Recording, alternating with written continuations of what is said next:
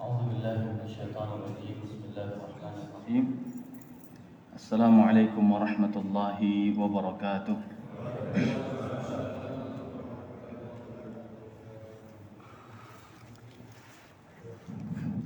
الحمد لله رب العالمين، والصلاة والسلام على أشرف الأنبياء وسيد المرسلين سيدنا مولانا محمد وعلى آله وصحبه ومن تبعهم بإحسان إلى يوم الدين. سبحانك لا علم لنا إلا ما علمتنا إنك أنت العليم الحكيم. لا إله إلا أنت سبحانك إنا كنا من الظالمين. أما بعد.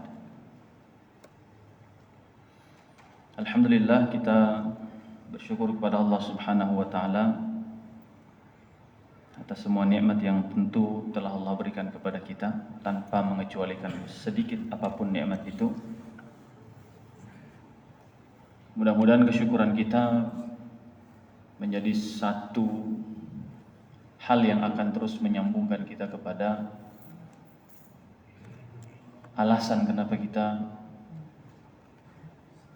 beribadah kepada Allah Subhanahu wa taala. Sebab kalau kita beribadah tanpa alasan, ya tentu Allah tidak akan mengatakan ya'malu ala Daud syukra. Wahai keluarga Daud, beramallah sebagai bentuk bersyukur kepada Allah. Fa'budni wa aqimis salata li dzikri.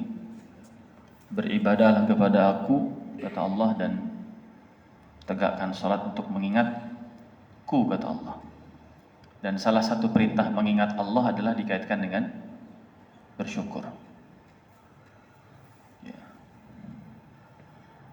Fadhkuruni adhkurukum washkuruli wala takfurun. Zikirlah kepada aku dan ingatlah aku, kata Allah, dan bersyukurlah kepada aku.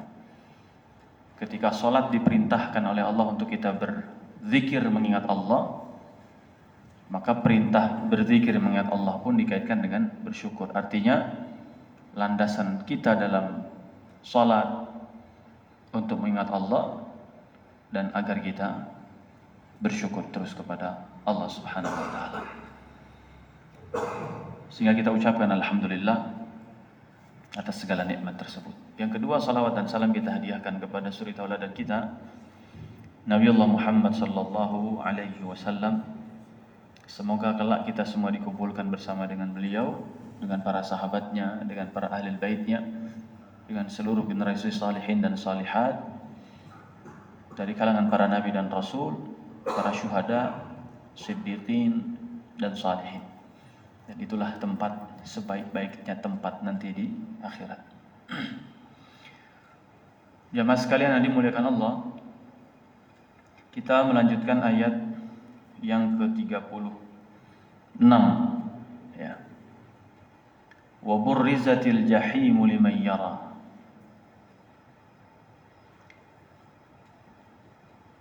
Burriza maknanya adalah uzhira, ditampakkan dengan jelas. Ya. Apa yang ditampakkan itu, Allah mengatakan bahwa yang ditampakkan namanya jahim. Kata Ibnu Katsir,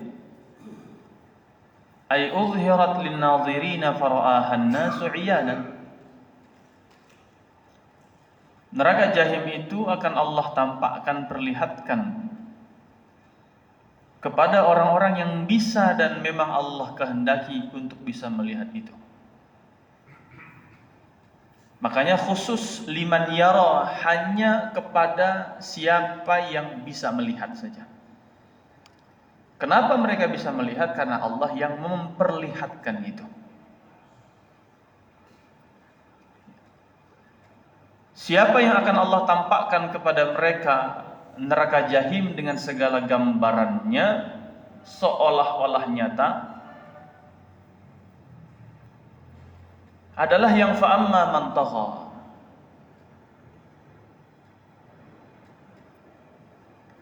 Orang-orang yang selama hidup di dunianya tagha, kata Ibnu Katsir adalah tamarrad, melakukan tindakan-tindakan kedurhakaan kepada Allah Subhanahu wa taala, melawan, bahasa kita enggak mau nurut, tamarrad. Dan tagha secara bahasa artinya melampaui batas. Dikaitkan misalnya dengan istilah taghal ma, ketika air itu sudah tumpah dari tampungan bak. Ketika kita nyalakan terus airnya, yang awalnya bak itu kosong terus terisi, semakin kemudian naik airnya, ketika penuh belum disebut tagha.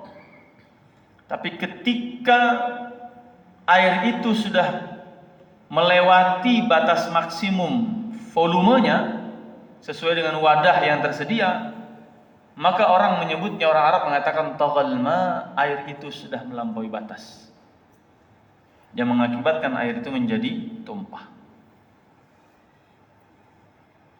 Maka kita mengenal istilah taghut, tughyan, taghiyah, tagha, maknanya sama, yaitu perilaku, kata kerja yang mencerminkan perbuatan melampaui batas.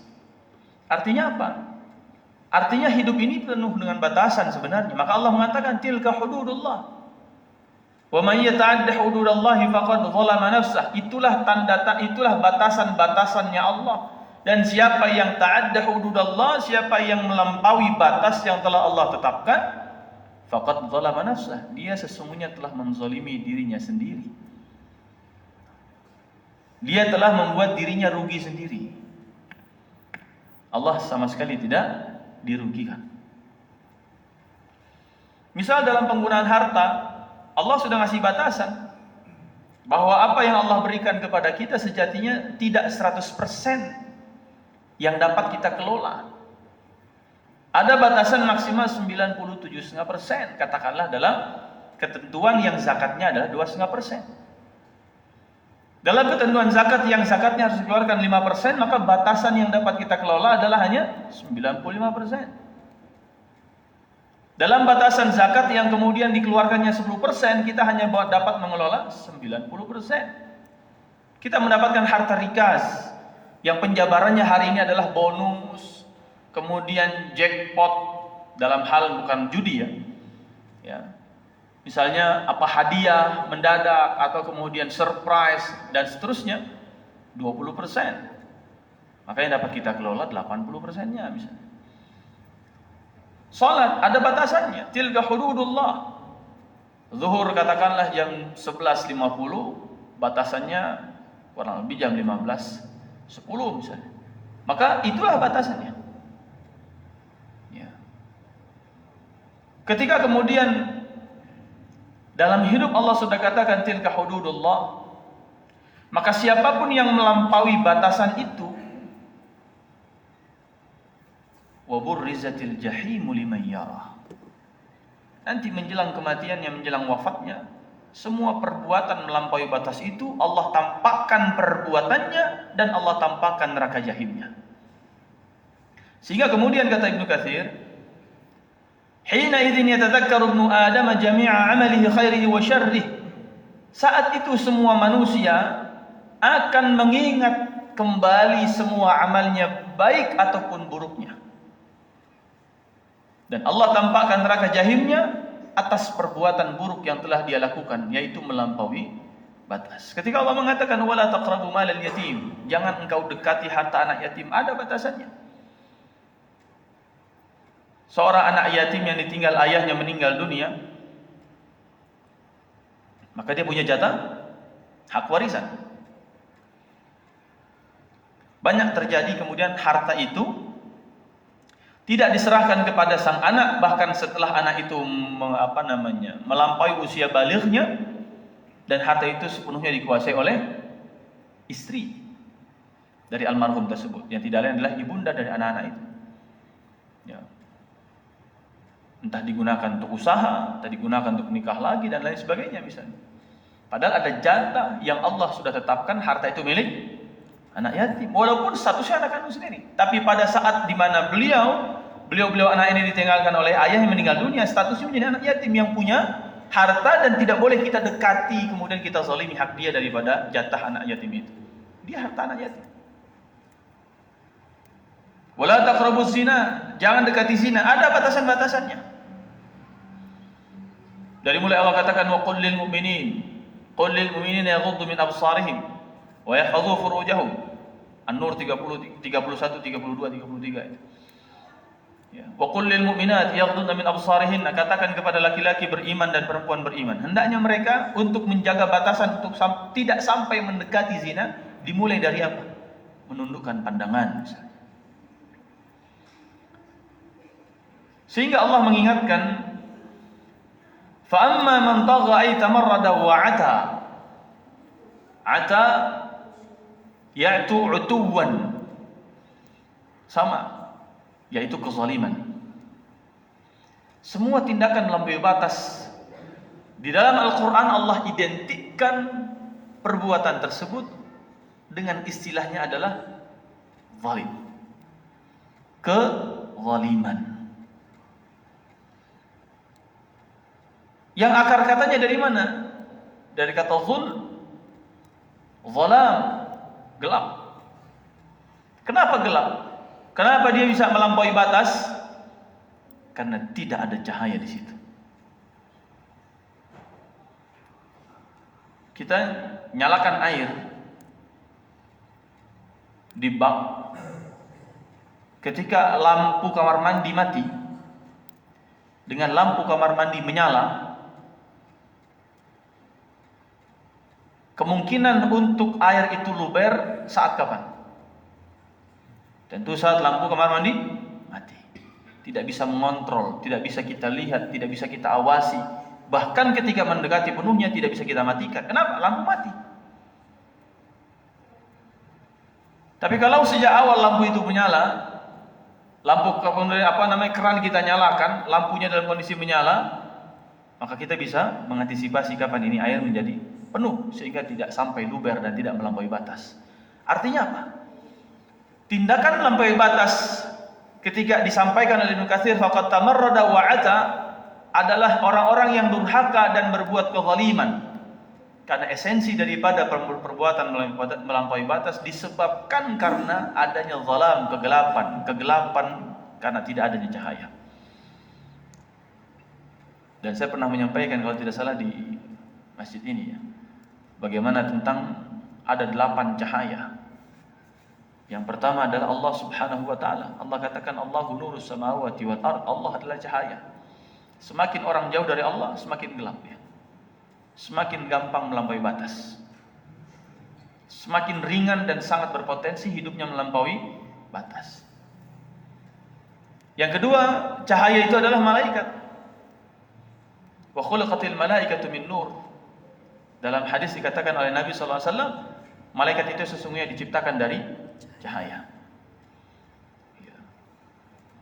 Kalau kita tidak menghadirkan tabiat sebagai manusia sebagaimana tabiatnya malaikat, yaitu senantiasa memuja-muji Allah, mensucikan, mentasbihkan Allah, mentakzimkan, memuliakan Allah, senantiasa mengerjakan apa yang Allah perintahkan, tidak pernah durhaka kepada Allah sedikit pun, maka insya Allah cahaya itu hadir.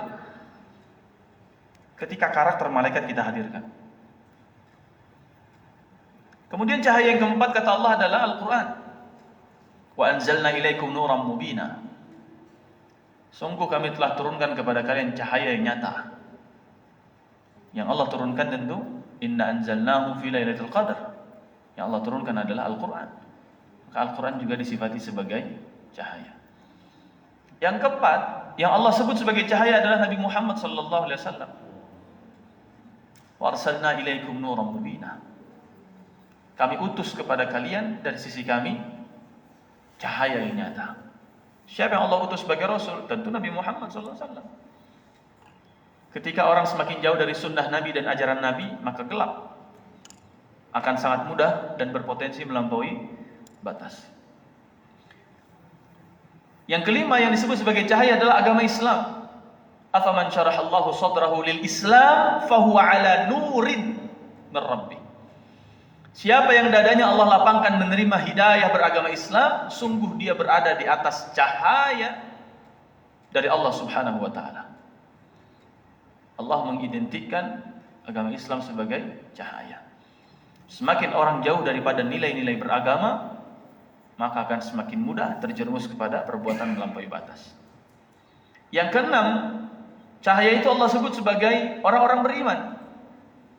Nurun ala nur yahdillahu linurihi man yasha.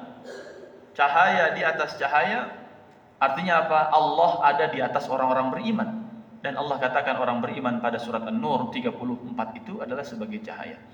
Artinya kalau teman bergaul kita bukan orang-orang beriman, maka kecenderungan kita mendapatkan cahaya menjadi lebih sulit dan potensi kita mengerjakan perbuatan melampaui batas semakin besar. Kemudian yang ketujuh, cahaya itu Allah sebut dalam hadis Nabi SAW. Nabi mengatakan cahaya itu adalah salat. As-salatu nurun, was-sadaqatu burhan, was-sabru diya, wal Qur'anu hujjatun laka wa 'alaika. Salat, as-salatu nurun, salat adalah cahaya. Artinya kalau orang ada melampaui batas karena dia gelap, tidak ada cahaya, yang perlu dan patut dievaluasi adalah seperti apa salatnya. Dan yang kedelapan yang disebut sebagai cahaya adalah ilmu. Al-ilmu nurun. Ilmu adalah cahaya. Sehingga semakin orang jauh dari ta'lim, dari majlis-majlis ilmu, maka semakin gamang hidupnya, bingung dia, gelap. Ini boleh enggak ya? Ini jangan-jangan masih boleh. Ini jangan-jangan dimaafkan. Ini kayaknya pengecualian. Padahal semua pembenaran-pembenaran atas ketidakhadiran ilmu pada dirinya. Disebabkan jauh dari majelis-majelis ilmu. Maka orang jauh dari 8 sumber cahaya itu akan sangat mudah terjerumus kepada perbuatan melampaui batas. Maka Allah mengatakan fa'amma man tagha. Siapa yang hidupnya melampaui batas dan melakukan tindakan-tindakan kezaliman, tamarrada wa ata, kata Ibnu Katsir. Kemudian jamaah sekalian yang dimuliakan Allah, siapa lagi yang akan Allah tampakkan kepadanya neraka jahim saat menjelang wafatnya? Tatkala dia melakukan kebaikan ditampakkan, tatkala dia melakukan keburukan ditampakkan. Ketika perbuatan buruknya luar biasa banyak, tindakan-tindakan melampaui batasnya luar biasa banyak, kedurhakaan kepada Allah banyak, kemudian juga kezaliman-kezaliman yang dia lakukan banyak, maka Allah tampakkan juga yang demikian kepada siapa? Wa atharal hayatad dunya.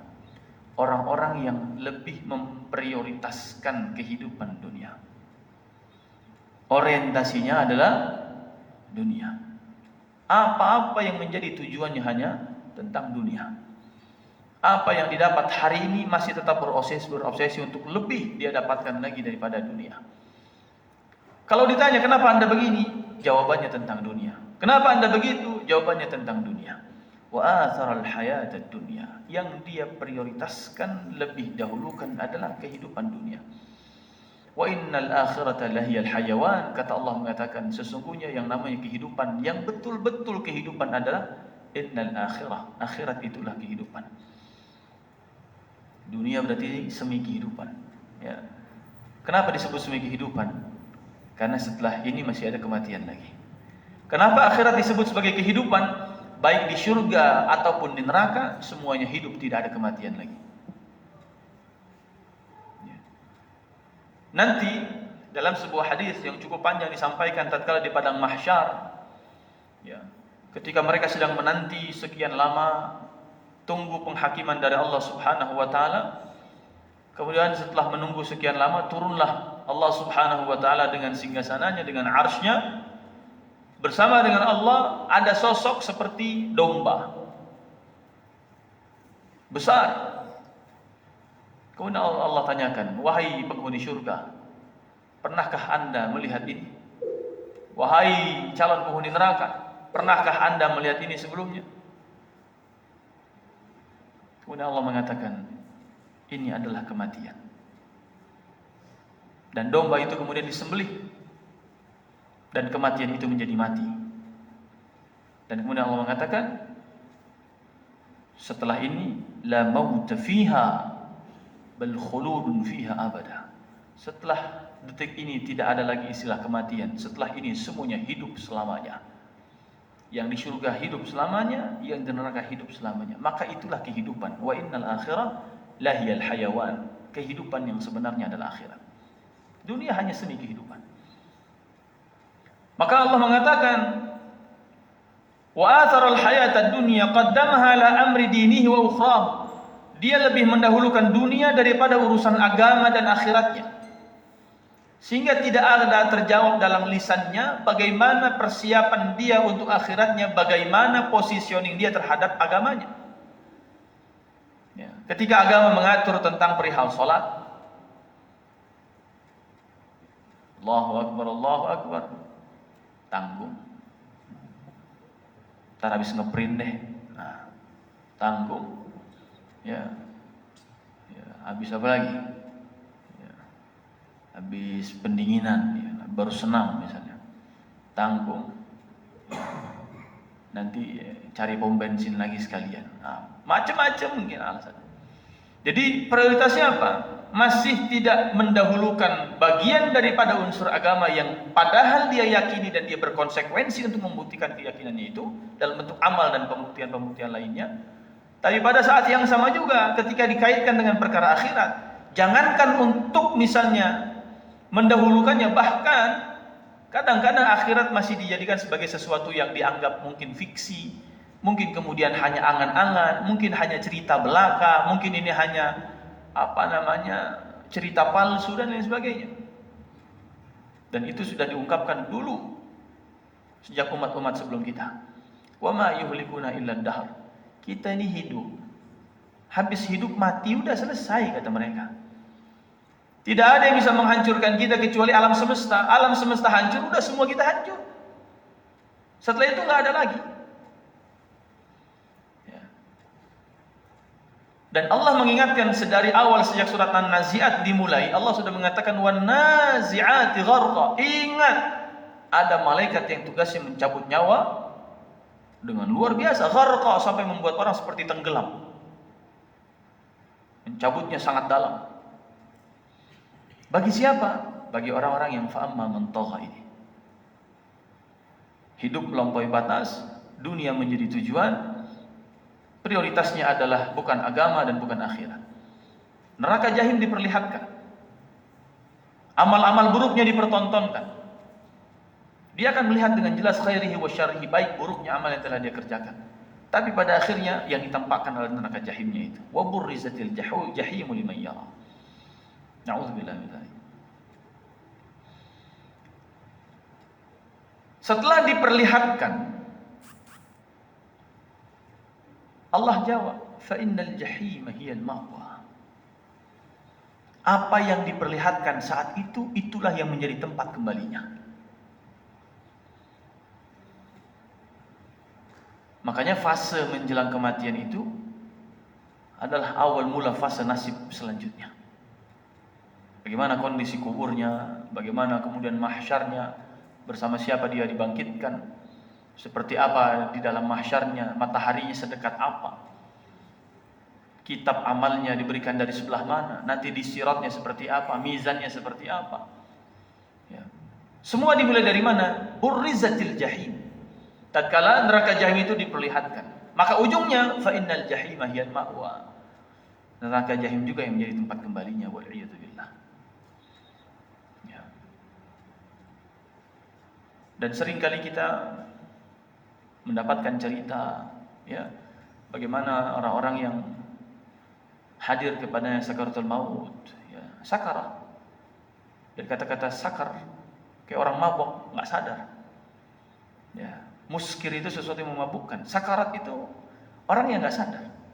Dia ngomong apa, matanya kayak bagaimana, tangannya bentuknya kayak gimana, ya, telinganya yang dia dengar apa, nggak sadar.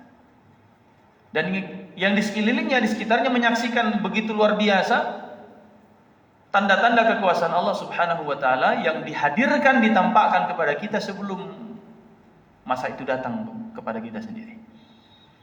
Ya. Ada yang mungkin berteriak, waliyadzubillah, ada yang melotot, ada yang ketakutan, ada yang kejang-kejang, ada yang gelisah, ada yang nangis, ada yang meraung-raung, luar biasa. Ya. Itu fase di mana Allah sedang menampakkan semuanya. Yang dalam surat At-Taubah 50 Allah Subhanahu wa taala mengingatkan kepada Nabi sallallahu alaihi wasallam, "Walau tara idh yatawaffa alladhina kafaru al-malaikatu yadribuna wujuhahum wa adbarahum."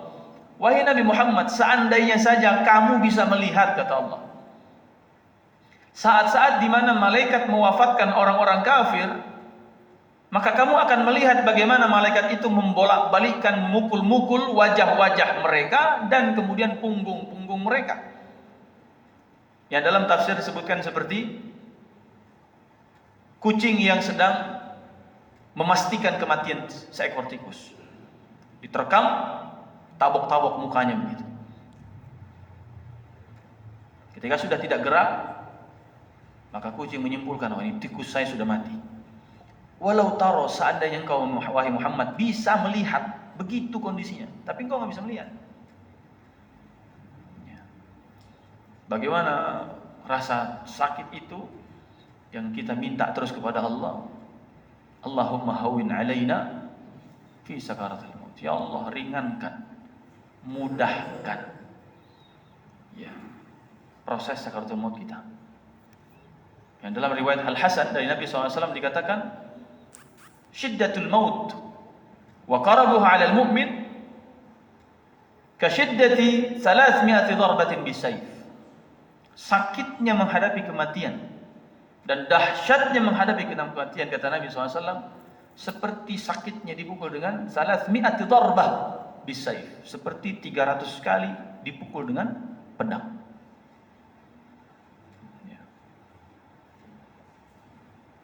Satu ketika Nabi pun, dalam riwayat Ali bin Abi Thalib, Nabi menyaksikan salah seorang sahabat dari Ansor sedang dicabut nyawanya. Agak merasa kesakitan. Kemudian Nabi menegur malaikat Israel. Ya Israel, urfuq bi sahibi fa innahu mu'min. Hei Israel, tolong pelanin angkat nyawanya itu. Dia sahabatku, dia orang beriman. Jadi sekelas sahabat Nabi dari kalangan Ansor saja, dalam pandangan mata Nabi, Nabi menyaksikan begitu luar biasa, sahabat ini merasakan atau menahan rasa sakit. Sampai Nabi melakukan protes itu, ini sahabatku, tolong kau lembutkan, mencabut nyawanya. Urfuq bi sahibi, lemah lembutlah kepada sahabatku ini, dia orang beriman. Saat itu kalau misalnya Nabi hanya mengatakan, tolong lembutkan, mencabut nyawanya karena dia sahabatku, urusan kita selesai, Pak. Kita bukan sahabat Nabi. Alhamdulillah Nabi masih mengatakan fa innahu mu'min, karena dia orang beriman. Ini peluang kita ada. Kata para ulama, begitu luar biasa kalimat yang Nabi minta, bukan hanya mengatakan dia sahabatku. Kalau itu selesai kita. Semua kita pasti lebih sakit dibandingkan itu. Tapi Nabi menegaskan dia orang beriman. Maka kita punya kesempatan untuk mendapatkan kematian yang mudah. Asal iman itu kita bawa. Nah, banyak doa yang kemudian diajarkan kepada kita tentang bagaimana menjemput akhir yang baik. Ya. Misalnya Allahumma inna nas'aluka khaira a'mali khatimaha wa khaira ayyami yawma alqaka fihi. Ya Allah, jadikan, aku mohon kepadamu, sebaik-baik amalku adalah di akhir hayatku. Ya Allah, jadikan akhir hayatku adalah dengan amal saleh, dan jadikan hari terbaikku adalah hari di saat aku bisa berjumpa denganmu. Kita juga diajarkan doa tentang Allahumma khtimna bi husnil khatimah wa la takhtim alaina bi su'il khatimah. Allahumma inna nas'aluka husnal khatimah, dan seterusnya. Allahumma hawwin alaina fi sakaratil maut, dan seterusnya. Bahkan salah satu yang dianjurkan oleh para salafus saleh, ketika sebagian mereka ditanya, Nabi mengajarkan kepada kita tatkala bersujud itu untuk memperbanyak doa. Sebagai mereka ditanya, wahai syekh, wahai guru, doa apa yang mesti kami baca saat sujud?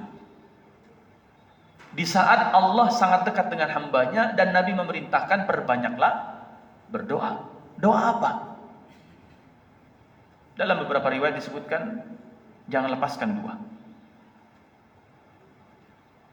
Yang pertama adalah berdoa agar kematian husnul khatimah. Yang kedua, berdoalah agar masuk surga tanpa hisab. Karena tidak semua orang yang meninggal husnul khatimah dan tidak semua yang husnul khatimah masuk surganya tanpa hisab. Ya.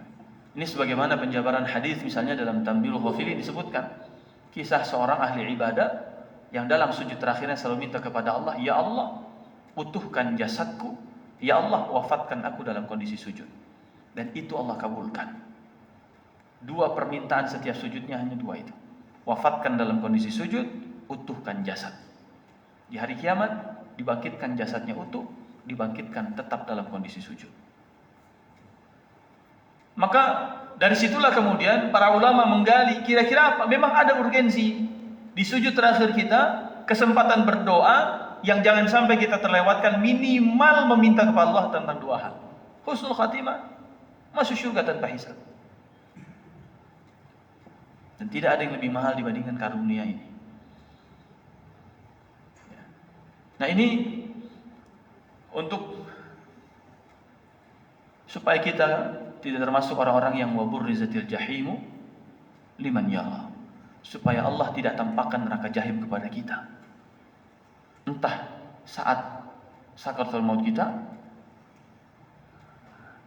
saat di alam kubur kita, atau bahkan nanti ketika dibangkitkan Allah juga tampakkan di padang mahsyar. Burrizat, akan Allah tampakkan kepada orang-orang yang Allah kehendaki mereka bisa melihat itu. Dan kita berlindung kepada Allah supaya kita tidak ditampakkan itu semua. Cukuplah Allah nampakkan kepada kita surga saja. Itu yang pertama. Nah, bagaimana untuk bisa mendapatkan itu? Ya. Yang Allah katakan fa innal jahima hiyal ma'wa, neraka jahim sebagai tempat kembalinya, fa inna masirahu ilal jahim wa inna mat'amahu minaz zaqqum wa mashrabahu minal hamim. Di mana neraka jahim itu isinya makanannya adalah dari buah zaqqum, buah yang berduri, wa mashrabuhu minal hamim, dan minumannya dari air yang sangat mendidih. Dalam ayat yang lain disebut sebagai sadid, yaitu nanah. Riwayat lain disebutkan adalah darah. Dari mana darah itu? Dari luka-luka koreng penduduk neraka itu sendiri. Jadi ketika mereka dibakar, badan-badannya terluka, darahnya kemudian bercucuran, darah itulah yang kemudian ditampung dan akan menjadi minuman bagi mereka. Ketika kemudian luka-luka mereka membusuk, keluar nanah-nanah, nanah itulah kemudian yang ditampung, nanah itulah yang diberikan minumannya untuk mereka. Ya, nanah, air mendidih, kemudian darah dan seterusnya. Itu minumannya. Dan mereka minum. Kenapa? Karena saking hausnya tidak ada lagi yang bisa mengobati rasa haus itu, mendingan minum itulah, kira-kira bahasa mereka begitu. Dan setelah itu dikasih makanannya, tidak ada makanan yang lain kecuali zakum, yang setiap kali dimakan akan mengoyak semua rongga mulut dan semua isi tubuhnya. Begitu tal'uha ka'annahu ru'usus syayatin, yang tangkainya atau pangkal buahnya seperti kepala-kepala setan. Itulah buah zakum. Dan tentu nggak bisa kita bayangkan seperti apanya. Karena apapun yang ada dalam neraka tidak akan pernah sama dengan apa yang ada di dunia seluruhnya, dan apapun yang ada dalam surga tidak pernah kita saksikan juga sebelumnya. Allah hanya memberikan gambaran dalam Al-Quran, Nabi menyampaikan gambarannya dalam hadis sallallahu alaihi wasallam. Wa amma man khafa maqama rabbih wa nahan nafsa 'anil hawa fa innal jannata hiyal ma'wa. Kalau pengen surga menjadi tempat kembalinya, munqalabahu wa masiruhu wa marji'u ila jannati al-fayha. Kalau mau menjadikan surga sebagai tempat kembalinya, tempat akhirnya, tempat berpulangnya, maka kuncinya adalah khafal qiyama baina yaday Allah azza wa jalla wa khafa hukma Allah fihi wa naha nafsahu an hawaha wa raddaha ila ta'ati maulaha. Kata Ibnu Katsir 4. 1. Khafal qiyam baina yaday Allah. Ketika berdiri di hadapan Allah, hadirkan rasa takut. Ya, hadirkan rasa takut. Ketika sholat, hadirkan rasa takut. Sujudnya kita, rukuknya kita, duduk di antara dua sujudnya kita, takbiratul ihramnya kita, semua haulal atau hanal qiyam. Saat kita qiyam baina yadayillah, menghadap Allah Subhanahu wa taala, hadirkan khafa. Hadirkan rasa takut. Kualitasnya menjadi salat dengan menghadirkan rasa takut kepada Allah Subhanahu wa taala. Yang kedua kata beliau adalah wa khafa hukmallah fihi. Takut terhadap semua hukum yang Allah telah tetapkan untuk kehidupan kita. Takut apa? 1, takut tidak bisa memenuhi hukum itu. Yang kedua, takut melanggar hukumnya. Allah telah menetapkan wajib hukumnya bagi kita untuk sholat. Takut ketika kita tidak mengerjakan hukum Allah tersebut. Allah telah menetapkan misalnya berzina adalah haram. Takut kita kemudian terjerumus kepada hal tersebut. Maka menghadirkan rasa takut itu penting. Wa amma man khafa maqama rabbih, yang akan mendapatkan syurga sebagai tempat kembalinya, kunci yang pertama adalah menghadirkan rasa takut. Innal ladzina yakhshawna rabbahum bil ghaibi lahum maghfiratun wa ajrun kabir wa asirru qawlakum aw ijharu bi. Sesungguhnya orang-orang yang menghadirkan rasa takut kepada Allah Subhanahu wa taala, maka baginya pahala yang besar dan ampunan yang besar. Yang ketiga, wa nahan nafsa 'anil hawa, maknanya adalah naha nafsahu 'an hawaha. Bisa mengendalikan atas hawa-hawa nafsunya. Hawa artinya adalah keinginan. Hawa artinya adalah kesukaan. Hawa artinya hobi yang kecenderungannya adalah melakukan tindakan-tindakan fujur yang sudah Allah ilhamkan keduanya, fa alhamaha fujuraha wa taqwaha. Tugas kita bukan kemudian mematikan hawa kita. Tidak bisa dimatikan. Karena Allah sudah mengaruniakan itu. Kecenderungan orang untuk berbuat dosa semuanya ada. Tidak ada yang bisa mematikan itu. Tugas kita hanya apa? Wa nahan nafsa 'anil hawa, tidak memperturutkannya. Naha, dia menghalangi. Naha, dia melarang. Ketika dia mau bangkit, ketika dia memerintah, ketika dia yuwaswis membisikkan-bisikannya, naha, dia akan melarang jiwanya. Anda diam, jangan pengaruhi saya. Anda diam, jangan jerumuskan saya. Anda diam, jangan celakakan saya. Anda diam, jangan masukkan saya ke dalam neraka. Anda diam, jangan menjahati saya. Nah, kita larang dia. Bukan kemudian lawan kata dari kata naha, yaitu ata'a, mentaatinya. Maka setiap kita adalah tuan bagi hawa nafsu kita. Yang tidak mungkin tuan itu berubah menjadi budak. Orang kalau sudah diperbudak atas hawa nafsu, berarti dia menjadi abdul hawa, hambanya hawa nafsu. Sedangkan kita Allah takdirkan sebagai tuan daripada hawa nafsu kita. Kemudian yang keempat, kata Ibnu Katsir adalah waraddaha ila ta'ati maulaha, dan membalikkan perintah jahat itu menjadi perbuatan taat. Contoh, ketika kita pegang uang 100.000, kemudian hawa kita bisikin kita, ya, itu 50.000, kayaknya bagus juga tuh kalau beli petasan, misalnya, ya, beli petasan. Maka orang yang wanahan nafsa 'anil hawa, dia bukan hanya melarang jiwanya untuk tidak membisikkan hal tersebut. Wahai jiwa, diam Anda. Wahai jiwa, jangan pengaruhi saya. Wahai jiwa, jangan jerumuskan saya. Tapi langsung raddaha ila ta'ati maulaha, dia akan membalikan bisikan itu menjadi perbuatan taat kepada Allah. Perintahnya 50.000 beli petasan, dia balikin. Pergi ke masjid, 50.000-nya dia infakin. Itu yang disebut dengan membalikkan situasi. Yang awalnya dalam tekanan, yang awalnya dalam bisikan, yang awalnya dalam kendali hawa nafsunya, dia bisa balikkan, dia kalahkan. Istilahnya apa kalau jujitsu itu apa namanya? Banting balik gitu ya. Apa? Aikido ya. Bukan hanya kemudian serang balik, ya, bukan hanya kemudian membalas, tapi mengalihkan bisikan itu menjadi nilai ketaatan. Itu yang disampaikan Ibnu Katsir. Itulah yang disebut dengan fa'innal jannata hiyal ma'wa. Dia dapat surga di situ. Ya. Makanya Nabi kan mengingatkan, kalau Anda di luar melihat pesona seorang perempuan, perintah Nabi apa? Bukan hanya kendalikan diri Anda untuk tidak mendekatinya, bahkan Nabi perintahkan segera pulang. Karena yang di rumah sama dengan yang di luar. Artinya apa? Merubah bisikan dan pengendalian setan itu berbuah menjadi perbuatan taat.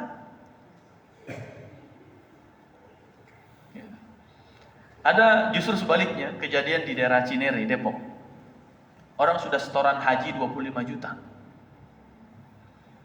Ya, setoran 25 juta. Ya, dibisikin, "Pak, ini ada investasi.